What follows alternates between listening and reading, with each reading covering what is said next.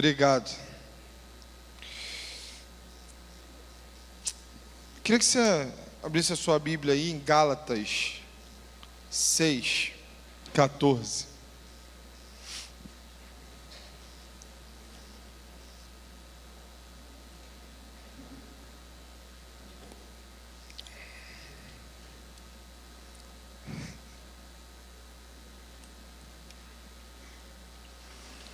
Abriu aí? Gálatas 6:14. Diz assim: porém, de maneira alguma eu devo me gloriar, exceto na cruz de nosso Senhor Jesus Cristo, por quem o mundo já está crucificado para mim e eu para o mundo. Vamos orar? Senhor, obrigado pela sua palavra, obrigado por nos permitir estar aqui nessa noite. Nós estamos na tua casa e esse é o melhor lugar do mundo para estar. Nós reconhecemos que nesse momento, agora, tem pessoas no hospital, tem pessoas enfrentando batalhas terríveis, mas nós podemos estar aqui na tua casa, ouvindo a tua palavra. Pedimos por esses que não podem estar, mas gostariam de estar, que o Senhor alcance eles. Mas nós que hoje estamos aqui, queremos pedir ao Senhor que a tua palavra seja viva e eficaz no nosso coração, que ela venha, Senhor, trazer o convencimento para nossa mente, para nossa alma, de forma que o nosso coração venha se render ao Senhor, Pai. Nós oramos e pedimos assim no nome de Jesus. Amém. Esse texto, quem escreveu esse texto foi o apóstolo Paulo. E eu não sei se você reparou, mas ele começa falando sobre a cruz de Cristo. O que é a cruz de Cristo, gente? Durante a Segunda Guerra Mundial, a Inglaterra foi devastada. E no meio daquele lugar todo destruído, eles começaram a reconstruir uma catedral. E um pregador observou que eles colocaram uma cruz lá no topo.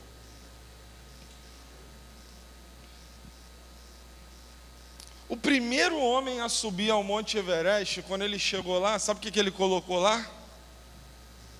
Uma cruz. Talvez você seja alguém que tem uma tatuagem de uma cruz.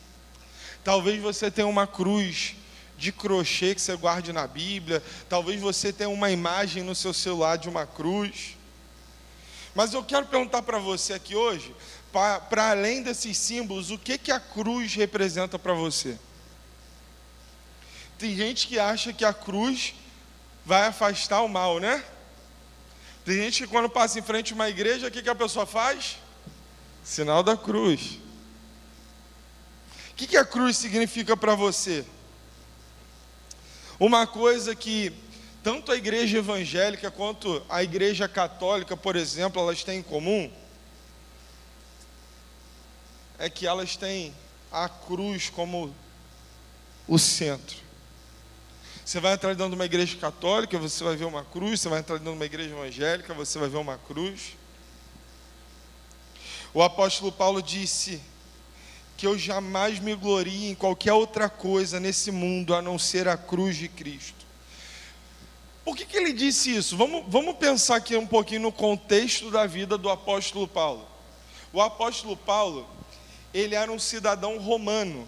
O que significava, além dele ser um judeu, ele também era um cidadão romano? O que significava isso? Significava que ele tinha uma dupla cidadania. Roma, naquele tempo, era o lugar era a potência do mundo. Tanto que você já ouviu falar no Império Romano, não é isso? Eles eram a potência do mundo. Então Paulo, ele fazia parte, ele tinha a cidadania do lugar mais rico do mundo, do lugar mais poderoso do mundo. Paulo foi educado aos pés do mestre Gamaliel. Ele teve a educação religiosa dele, do cara do mais alto nível. Paulo não se gloriou na sua educação, mas ele poderia. Ele não se gloriou na sua religião, porque ele era muito religioso, ele era um judeu religioso, mas ele não fez isso. Ele poderia se gloriar na habilidade que ele falava várias línguas, mas ele também não fez isso.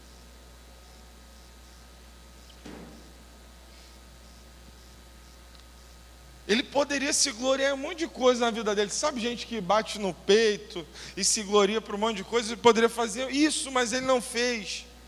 Ele só se gloriou na cruz de Cristo. O que significa isso?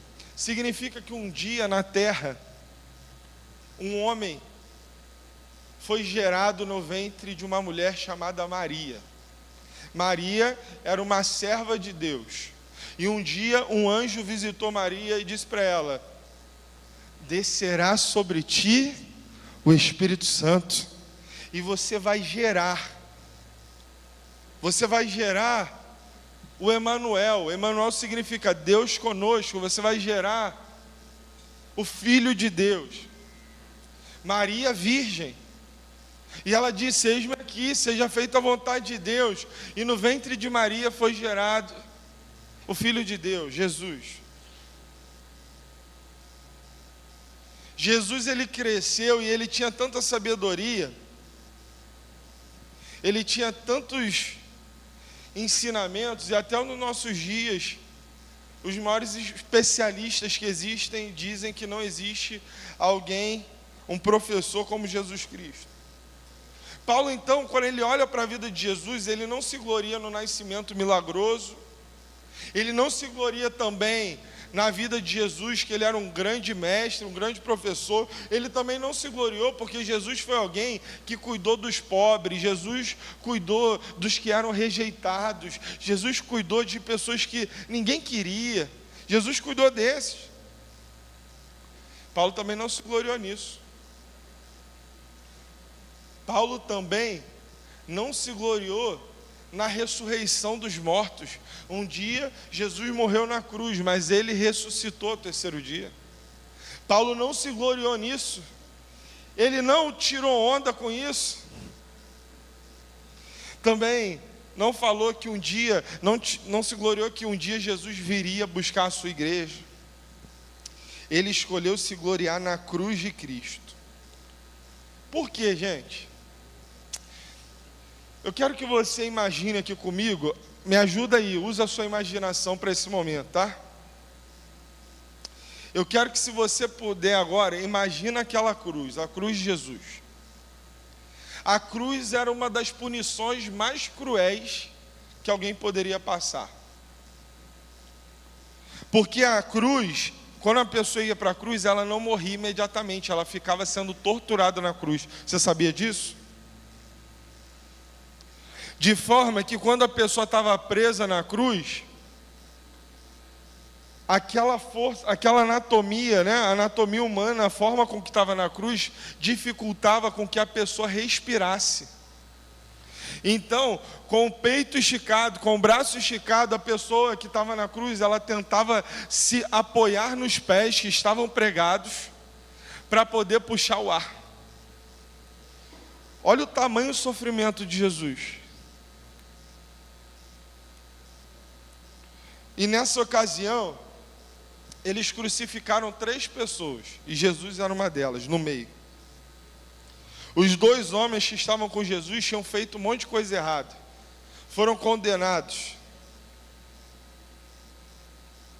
Jesus foi chicoteado nas suas costas. Jesus colocaram uma coroa de espinhos na cabeça dele. E uma cruz foi colocada sobre ele, e ele teve que carregar aquela cruz numa procissão. Todas as pessoas festejavam vendo Jesus carregar aquela cruz. Existe um lugar em Jerusalém que se chama Via Dolorosa. A Via Dolorosa corresponde ao lugar que Jesus passou carregando a sua cruz em tanto sofrimento. Você vai falar assim, mas como pode, pastor? A cidade estava vendo isso e aplaudindo. Irmão, a cidade estava cheia como um dia de carnaval. Aquilo para eles era um momento de festa. Era como se aquela pessoa que estivesse carregando a cruz fosse o exemplo do que você não deveria fazer. Uma multidão estava seguindo. Alguns poucos amigos de Jesus olhavam de longe. E Jesus ficou tão fraco, depois de apanhar, depois de ser torturado, ele ficou tão fraco que a cruz caiu, bambeou um pouco. Então um homem chamado Simão Cirineu foi lá e ajudou Jesus a carregar aquela cruz. Quando ele chegou até o lugar de pregar a cruz, os soldados foram rápidos, eles faziam aquilo o tempo todo. Os soldados pregaram os pés de Jesus, as mãos de Jesus, e a multidão começou a dizer para Jesus, lá naquela cruz, falando assim: você diz que quer salvar a nós, mas não pode salvar a si mesmo. As pessoas riram de Jesus, elas caçoaram de Jesus, elas se divertiam com o sofrimento de Jesus naquele momento. E elas diziam para Jesus: desce da cruz.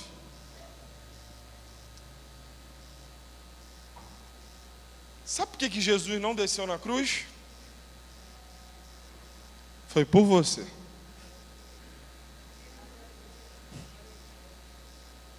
Você acha que ele podia ou não descer da cruz? Ele não desceu da cruz por você. Sabe por que Jesus morreu naquela cruz? Porque você considera que Deus é um Deus justo?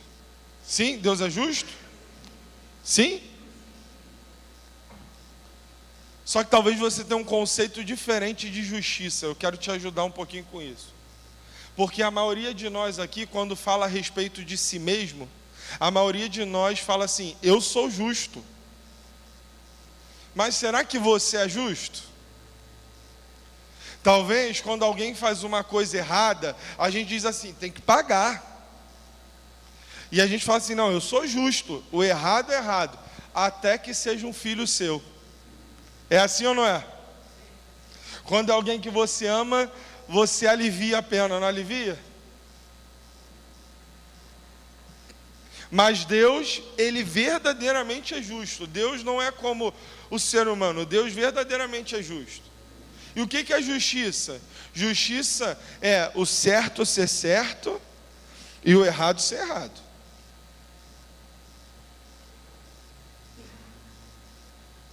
E um dia nós entendemos, eu creio que você já conhece essa palavra, a Bíblia diz que o salário do pecado é a morte. O que é salário, gente? Salário é o que você trabalha o mês inteiro para receber. Salário é a recompensa do seu esforço. Ou seja, a recompensa pelo pecado é a morte. Então, só rapidinho aqui para a gente alinhar o nosso pensamento. Todo mundo aqui já pecou um dia? Quem já pecou alguma vez na vida? Se você não pecou, me avisa, porque eu vou ceder aqui para você pregar no meu lugar. Todos nós já pecamos. Então, se todo mundo aqui pecou, o que você devia receber? Porque o salário do pecado é a... E Deus é justo. E se eu pequei, o que eu tinha que acontecer comigo? Morrer. A pior morte não é a morte da carne. A pior morte é a morte eterna. É quando você fecha esses olhos aqui e você não vai para o destino final com Deus. Você não vai para o céu. Você vai para o inferno. Essa é a pior morte. É isso que o pecado faz com a gente. Ele nos leva até o inferno. Mas Jesus nos salva do inferno. E aí, pastor, então tá bom, entendi, mas se o salário do pecado é a morte e a gente peca, então a gente está tudo frito. Não. Porque Deus te ama tanto, que Ele olhou para você e pensou assim: meu Deus do céu, eu preciso fazer alguma... Deus olhou para você e falou: meu Deus do céu.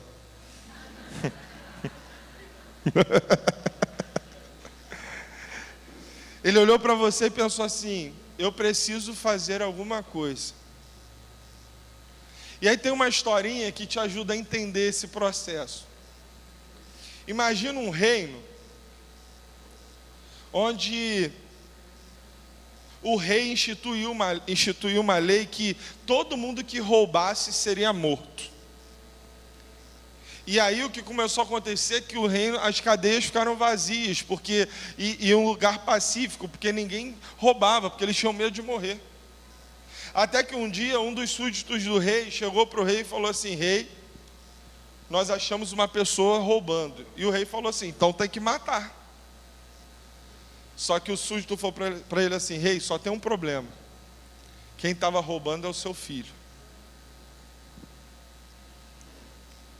Mas o rei colocou a lei, gente. O que tinha que acontecer com o filho dele? Morrer.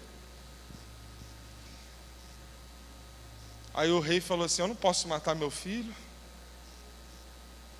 O que eu vou fazer então? Aí o rei falou: já que precisa de uma vida, que a morte venha sobre mim, não sobre ele. O rei entregou a vida no lugar do filho dele. Foi isso que Jesus fez com a gente. O Pai se fez carne. Jesus encarnou. Ele desceu do seu trono, nasceu do ventre de uma mulher, andou em direção à morte e morte de cruz. Por quê? Porque já que o salário do pecado é a morte, e a morte deveria recair sobre nós, ele falou assim: eu vou no lugar deles. E a morte que deveria vir sobre eles, veio sobre mim. Então Jesus foi naquela cruz, porque o preço pela nossa salvação era a morte. Ele morreu por você. E as pessoas diziam para ele: desce daí. E ele podia descer, ele era Deus. Mas ele escolheu ficar lá por causa de você, porque ele te amou. Só em Jesus você tem a remissão dos seus pecados. As pessoas costumam perguntar assim: será que há esperança para mim? Às vezes, depois de uma escolha difícil, de um processo difícil, de uma má escolha durante a sua vida, a pessoa pergunta: será que há esperança para mim? Às vezes as pessoas se enfiam em processos difíceis, elas se tornam pessoas alcoolizadas, com vícios, prisioneiros, às vezes prisioneiros das suas próprias tristezas. E elas perguntam: será que há esperança para mim? Será que Cristo consegue me salvar? Tem gente que talvez você olha para a pessoa e fala assim: rapaz, esse aqui não tem jeito não. Esse aí eu acho que nem Jesus poderia fazer alguma coisa. Deixa eu explicar uma coisa para você. Só Jesus pode te salvar. Não há outro caminho. A cruz é o único caminho para a salvação. A cruz é o único caminho. A Bíblia fala que algumas pessoas tentam encontrar algum meio para ser salvos, que parecem que são corretos, mas no fim levam à morte.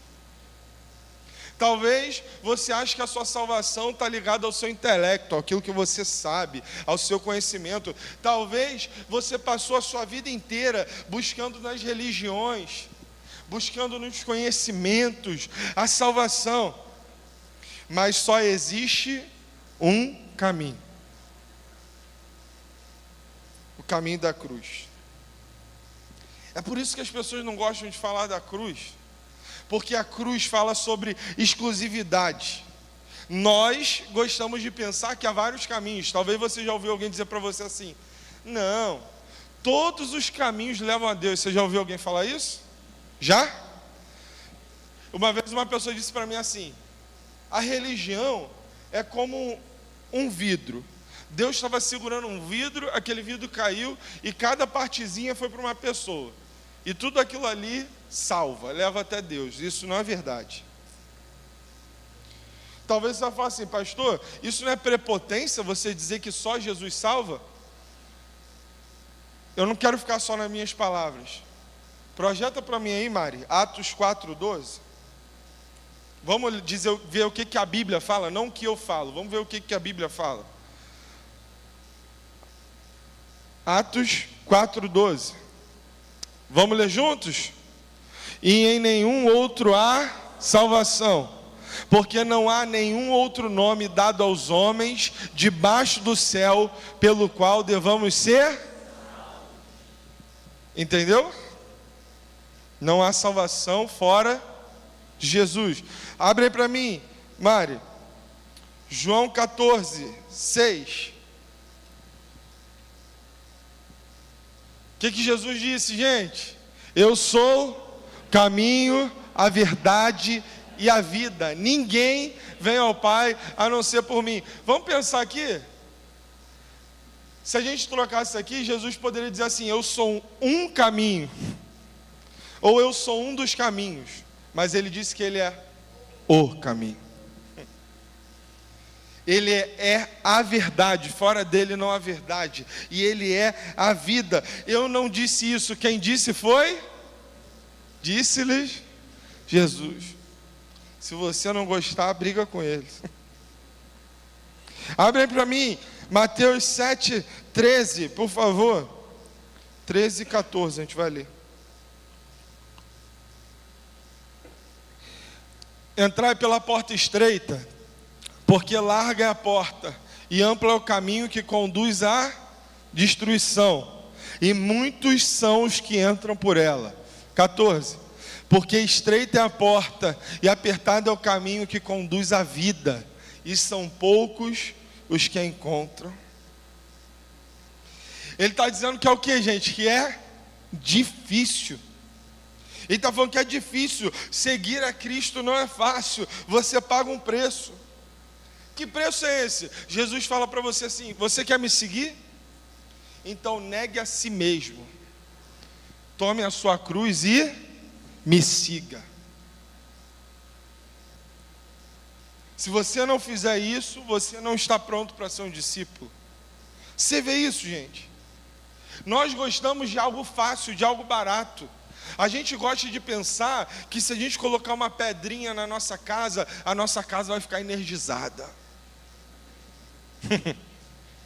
A gente gosta de pensar que se a gente colocar a planta tal atrás da nossa porta, vai ter proteção espiritual para a nossa porta, para a nossa casa.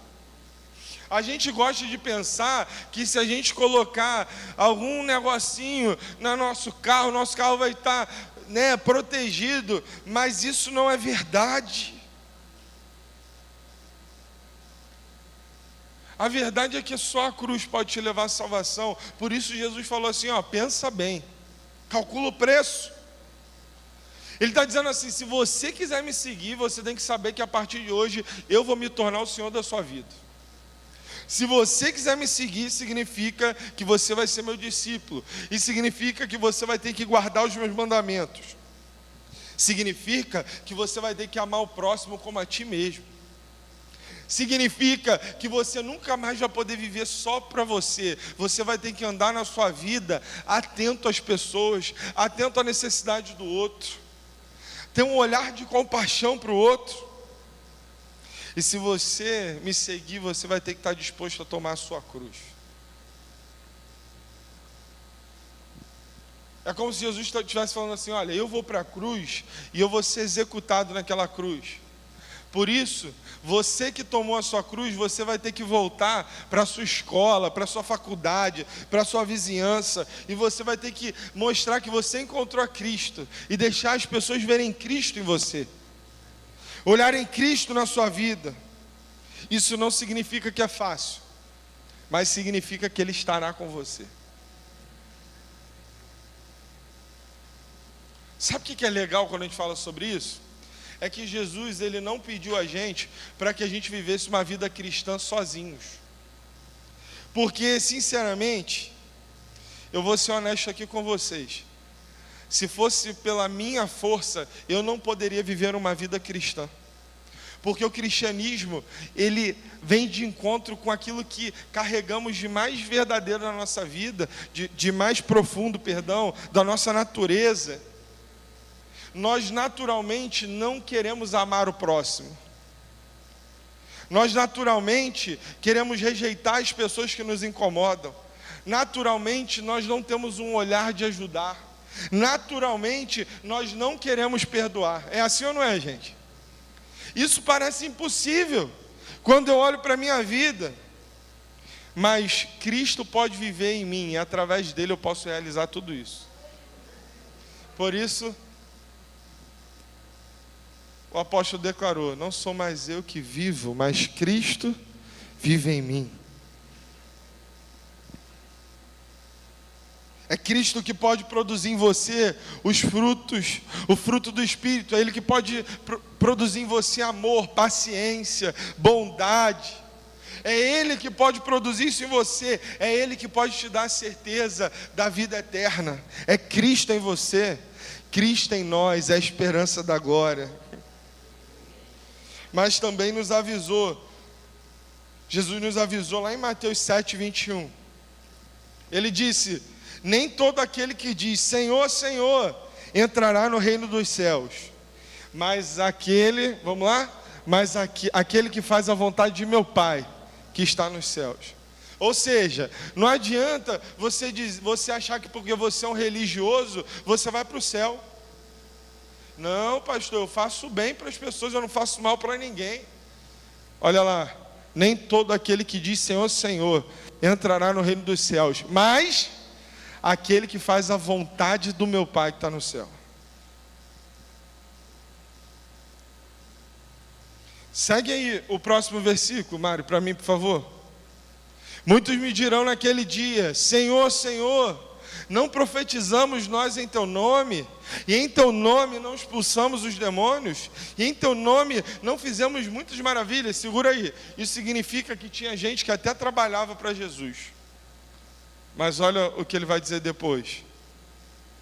E então lhes declararei: eu nunca vos conheci, apartai-vos de mim, vós, trabalhadores da iniquidade. Você vê, gente, você pode ir à igreja e você pode ser até uma pessoa boa, e talvez você possa nunca realmente ter conhecido a Cristo. Você talvez pode passar a sua vida inteira sem conhecer verdadeiramente Cristo. Eu conheço pessoas que são verdadeiramente moralizadas, pessoas éticas, educadas, generosas, bondosas, e que não creem em nada, que são céticos, são ateus. Eu conheço. Mas chega uma hora que você percebe que seguir a Cristo não é só fazer coisas boas. Conhecer a Cristo é ter uma experiência pessoal com Ele. É conhecer a Cristo como você conhece alguém que você ama. É conhecer Jesus. Paulo se gloria na cruz, porque na cruz mostra a morte do pecado. A cruz mostra o amor de Deus, que é a única forma da salvação para nós. A cruz, ela dá um novo sentido para a nossa vida. Uma vez que você encontra com Jesus de verdade, você nunca mais é o mesmo. Algumas pessoas dizem assim: nossa, as pessoas vão para a igreja depois de ser ex-tudo, né? A pessoa matou, roubou, se prostituiu, e depois ela vai para a igreja. E ela diz que Jesus fez alguma coisa na vida dela, e é assim mesmo. A cruz transforma até o pior pecador.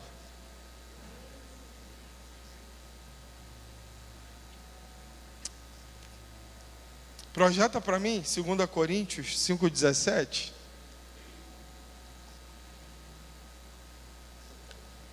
Olha a esperança para a gente. Portanto, se algum homem está em Cristo, ele é uma nova criatura. As coisas velhas são passadas, e eis que todas as coisas se tornaram novas. Você nunca mais é o mesmo quando você encontra Jesus. Um dia, eu fui a uma igreja, e alguém falou de Jesus para mim, e aquilo foi tão profundo no meu coração, e eu quis entregar minha vida para Jesus. Eu não conhecia a Bíblia, eu não conhecia as coisas profundas, mas eu queria conhecer a Deus.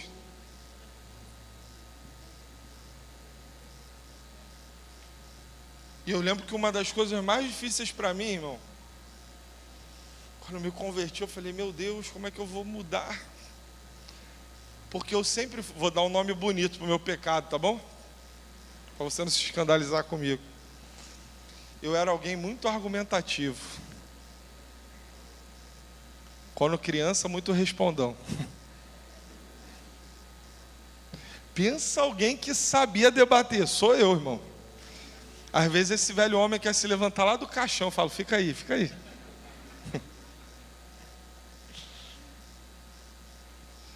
Eu, por natureza pecaminosa, eu gostava de argumentar com tudo. Sempre queria mostrar o meu ponto até o fim. Um dia eu conheci Jesus e eu senti que eu precisava tanto mudar. Esse é só um exemplo, tem tantas coisas que eu mudei.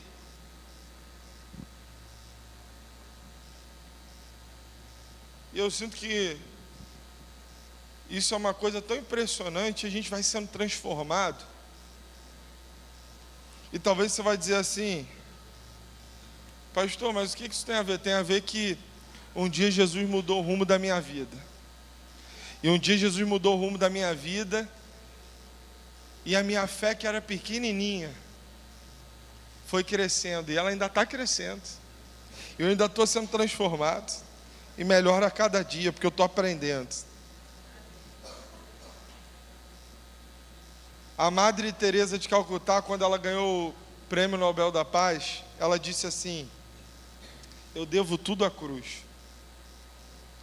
Martin Luther King Jr., quando ganhou o mesmo prêmio, disse, isso aqui foi tudo construído sob a pregação do Evangelho que meu pai fazia na igreja. A cruz te motiva? O que te motiva? O que te motiva você pensar quando você acorda da sua cama e que você tem um novo dia, quando você sai da sua casa e que você pode ajudar uma pessoa? O que te motiva?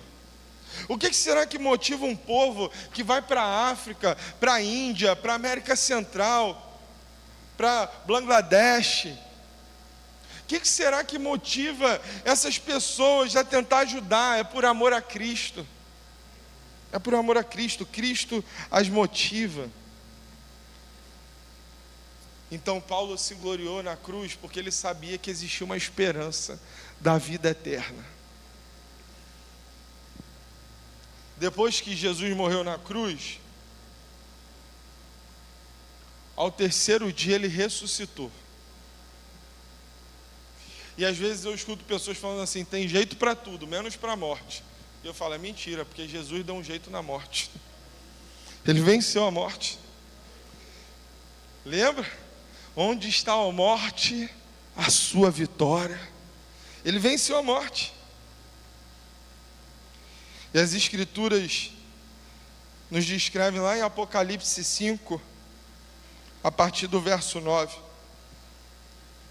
Através desse sacrifício de Cristo, nós estávamos sendo reconciliados com Deus. Lá em Apocalipse diz, e eles cantavam uma nova canção, dizendo, tu és digno de tomar o livro, de abrir os seus selos, porque foste morto e nos resgatastes para Deus, pelo teu sangue, de cada família, língua e povo e nação. Olha só o que Jesus fez por nós, gente. Ele nos resgatou. E aí passo aí, ó, e nos fizeste reis e sacerdotes para o nosso Deus, e nós reinaremos sobre a terra. Que futuro glorioso nós estamos por causa da cruz, hein, gente? Você pode ter esse relacionamento com Deus pessoal, hoje, indo para a cruz. Como é que a gente faz isso? Vamos falar um pouquinho sobre como é que a gente pode olhar essa situação? Primeiro, antes de eu te falar como é que a gente vai para a cruz, eu queria falar para você qual era a atitude da multidão assistindo Jesus morrendo lá na cruz. Primeiro, tinha gente que estava lá com maior indiferença. Estava olhando tudo aquilo acontecendo, a morte acontecendo na frente deles, e eles estavam indiferentes àquilo. Talvez hoje, aqui nessa noite, talvez você possa estar indiferente com tudo que eu estou te falando. Talvez tudo que eu estou te falando possa estar no seu coração, pensando assim, entendi, tá bom.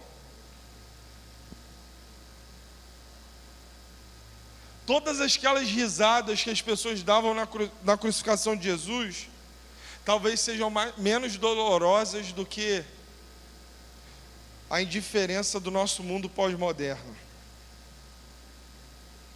Eu olho aqui para o Rio de Janeiro e eu penso, meu Deus, talvez em nenhum lugar do mundo tenha ouvido falar tanto de Jesus quanto aqui. Muita Bíblia foi distribuída, muita estação de rádio, programa de TV, muita igreja. Bem diferente do que tem na China, na África, na Coreia do Norte, que não tem o acesso do evangelho que a gente tem. A segunda atitude da multidão foi a atitude dos céticos e dos cínicos. Mateus 27:39 diz assim, ó, os que passavam lançavam-lhe insultos, balançando a cabeça e dizendo, você que destrói o templo e o reedifica em 3 dias, salve-se, desça da cruz, se é filho de Deus. Céticos, eles não acreditavam que Jesus era o filho de Deus. Não acreditavam. Aquilo não tocou no coração deles. Será que você é um deles? Terceira atitude é a atitude que salva. Perto da cruz de Jesus estavam sua mãe, a irmã dela, Maria, mulher de Clopas, e Maria Madalena. Gente que estava perto, que acompanhou Jesus até o fim. Que acompanhou, que esteve com ele. E em quarto, tem a atitude dos centuriões. Marcos 15:39. Vamos ler o que diz? Marcos 15:39. E o centurião que estava de frente dele, vendo-o gritar e render o espírito, disse, verdadeiramente, este homem era o Filho de Deus. Eu estava olhando a palavra venha em chinês, ela tem uma cruzinha no meio dela. A gente pode fazer um paralelo aqui de pensar que a cruz é um convite de venha em todas as línguas. Não independe da tribo, do grupo, da nação, do lugar, da vizinhança, do status social. Em todo lugar você vai ouvir, venha para a cruz. Venha para a cruz e você vai encontrar salvação. Venha para a cruz e você vai encontrar paz. Venha para a cruz e você vai encontrar perdão. Venha, esse é o convite de toda a Bíblia. Mateus 11:28 diz assim, vinde a mim, todos vocês que estão cansados e sobrecarregados, e eu vos aliviarei, eu vou dar a vocês descanso. Venha para a cruz.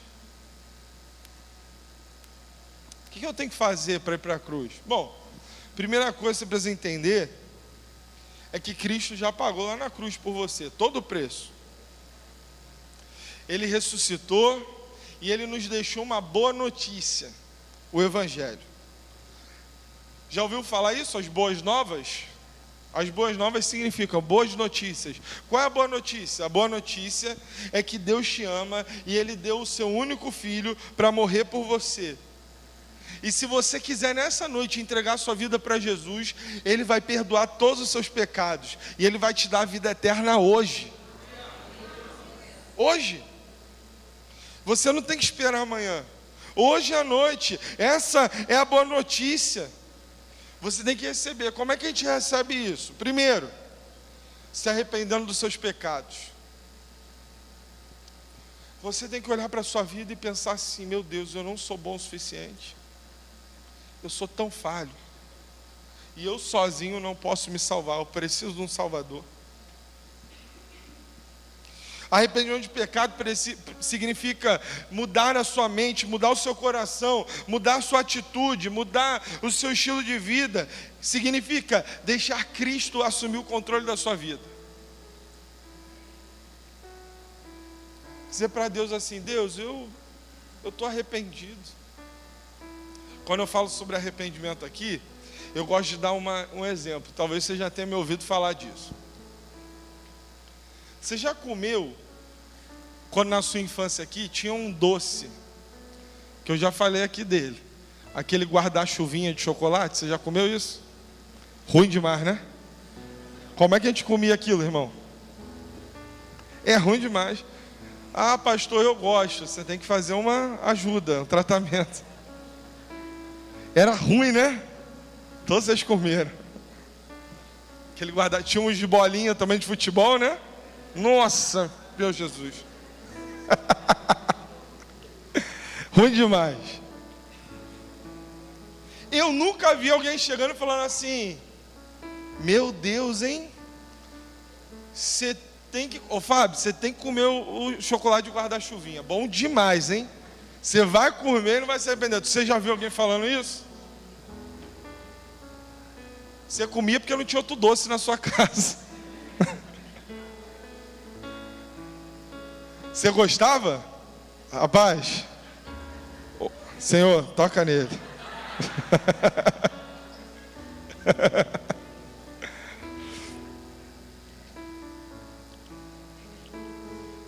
Mas eu hoje, quando eu penso naquilo, eu não como aquilo de jeito nenhum. Nem se me der 1000, eu vou falar obrigado, irmão.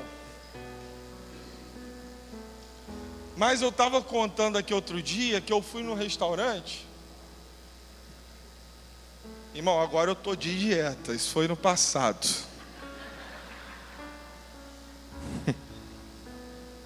Eu fui comer um macarrão carbonara. Você já comeu isso? Eu nunca tinha comido. Boto uma gema de ovo no macarrão ali. E eu falei: nossa, aqui vai ficar horrível, gosto de ovo, né? Não vou comer um negócio desse. Botou ovo cru ali. Aí eu fui no aniversário, num restaurante que era mais chiquezinho assim, sabe? Aí eu fui no aniversário lá.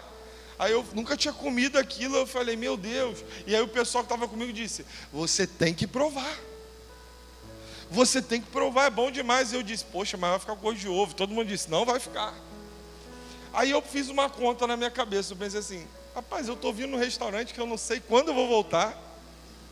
É uma coisa que a gente vai uma vez na vida. Eu vou viver a experiência. Se eu não gostar, eu janto em casa. Que em casa a gente faz um misturation, né, irmão? Pega o que tem, taca na panela e come.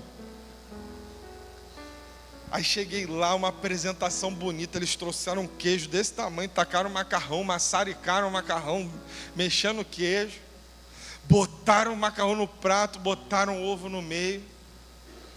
Primeira experiência, o cheiro que subiu daquele prato, irmão, foi um cheiro maravilhoso. Um aroma assim, que eu falei: meu Deus, nunca comi um negócio bom assim não. Misturei o ovo ali, porque o macarrão fica quentinho, né, para você misturar o ovo.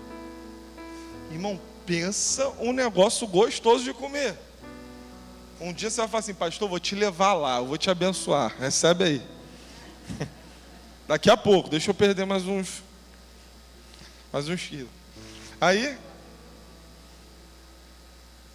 pensa um negócio bom. Aí eu virei testemunha do macarrão carbonara. Onde eu ia, eu cheguei aqui na igreja no dia seguinte e disse: você tem que ir lá. Eu chegava para os maridos aqui e falei: tu tem que levar tua esposa lá, bom demais. Você percebe o que significa arrependimento?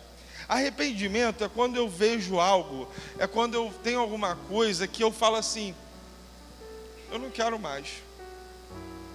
Eu me arrependi e nunca mais quero fazer isso. Arrependimento não é remorso. Remorso é diferente de arrependimento, porque remorso, quem tem filho pequeno aqui sabe o que é remorso. Às vezes você chega lá, abre a porta do quarto, a criança está fazendo uma besteira, e você pega ela de surpresa, ela olha para sua cara e começa a chorar. Você nem falou nada, não é assim? Porque ela sabe que ela está fazendo coisa errada. Mas vamos lá, se você nunca tivesse entrado naquele quarto vendo ela fazer besteira, você acha que ela teria se arrependido disso? Claro que não. Ela ia continuar fazendo. Aquele choro não é porque ela se arrependeu do que ela estava fazendo de errado. Aquele choro era um remorso. O que é remorso? Remorso é a tristeza pela consequência do que eu fiz. Eu estou triste porque isso me causou algum problema. Eu não estou triste pelo problema em si, pelo meu ato. Isso é remorso. Arrependimento é, eu nunca mais quero viver algo parecido com isso. Isso é arrependimento.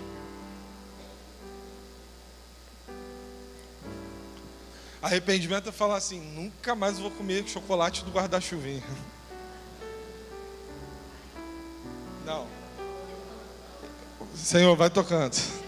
Dá para ela, Senhor, pode dar todos para ela. Arrependimento é pensar isso, eu nunca mais vou comer esse chocolatinho. Isso é arrepender. O macarrão carbonara é a experiência ao contrário, é quando você conhece Jesus de tal forma que você pensa assim, isso é tão bom que eu quero que outras pessoas experimentem também. É por isso que tem talvez alguém que te ama muito e que convida você para vir para a igreja, por exemplo. É porque, comparando Jesus com esse macarrão que é maravilhoso, é como se a pessoa tivesse experimentado uma comida tão boa, uma experiência tão boa para a vida dela, que ela fala assim, poxa, eu te amo tanto que eu não quero que você passe pela vida sem experimentar isso que eu estou experimentando. Isso é conhecer Jesus.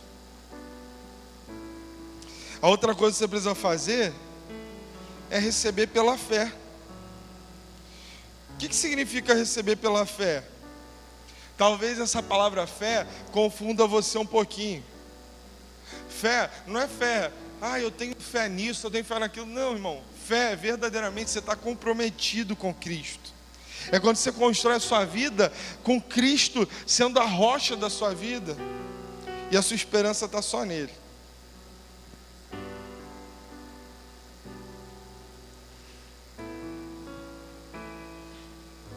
Na hora da morte ali de Jesus, tinham 2 ladrões com Jesus perto. E um deles, naquela hora ali da cruz, se arrependeu dos seus pecados. E Jesus disse para ele, hoje mesmo você vai estar no paraíso. Foi o único caso, irmão, que a Bíblia mostra alguém que se arrependeu na hora da morte. Mas a Bíblia diz para você não esperar até a morte, não. A Bíblia diz para você que o tempo é hoje, é agora. Então o que é seguir a Cristo? Vamos sintetizar aqui? Talvez todos nós aqui, a gente tem um discurso de dizer assim, não, eu já sou de Jesus já, eu acredito em Jesus, eu curto Jesus. Aqui no Brasil, né, a gente para ali, fala, a pessoa vai para com a gente. E se você falar, a pessoa fala, não, eu sou de Jesus, eu sou filho de Deus. Mas será que o que Deus espera de você é só isso? Que você fale com a sua boca, mas que o seu coração esteja longe? Não adianta você dizer que acredita, se a sua vida não confirma que você acredita. Talvez hoje, o que você precisa ter de mais verdadeiro no seu coração, é que Jesus hoje ele não quer ser simplesmente um residente da sua vida. Jesus hoje quer ser o presidente da sua vida. Ele quer guiar a tua vida, os teus passos, as tuas atitudes, os teus relacionamentos, as tuas palavras. Ele quer guiar tudo, Ele quer ser o presidente da sua vida. Você está vivendo a sua vida puxando o controle com Deus. Deus quer te dar uma direção e você fica dando outra direção para a sua vida. Para de ficar nesse cabo de guerra. Entrega o controle da sua vida para Ele. Entrega o teu caminho ao Senhor. Confia nele. E o mais Ele fará.